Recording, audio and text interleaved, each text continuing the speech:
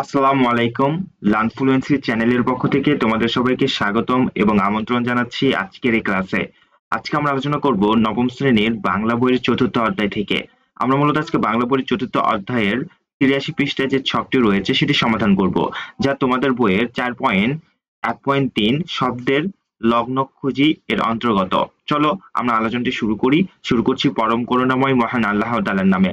তোমরা তোমাদের বইয়ের ৮৩ পৃষ্ঠায় দেখতে পারবে লগ্নকের যে একটা ছক আছে, লগ্নক এবং উদাহরণ। চলো এটি আমরা সমাধান করি। আমরা মূলত সমাধান করে রেখেছি, তোমরা একটু দেখে নেবে। দেখো, আমরা এখানে লগ্নক বাচনের উদাহরণ হিসেবে লিখেছি যারা, তারা, তাদের, আমাদের। নির্দেশকের উদাহরণ হিসেবে লিখেছি দেখো একটা, কথাটা, ব্যাপারটা। এরপরে দেখো বলকের উদাহরণ হিসেবে লিখেছি নিশ্চয়ই, জন্যই, বাস্তবিকই, দৃষ্টিও, তখনই। তারপরে দেখো শব্দ বিভক্তির উদাহরণ হিসেবে আমরা লিখেছি আলোচনার, জীবনের, সঙ্গে, বিষয়ে। ক্রিয়া বিভক্তির উদাহরণ হিসেবে লিখেছি দেখো বলে, পড়ছে, উঠেছে, নাচের, ঘটেছে, দিয়েছে। এই ছিল তোমাদের জন্য আজকের আলোচনা।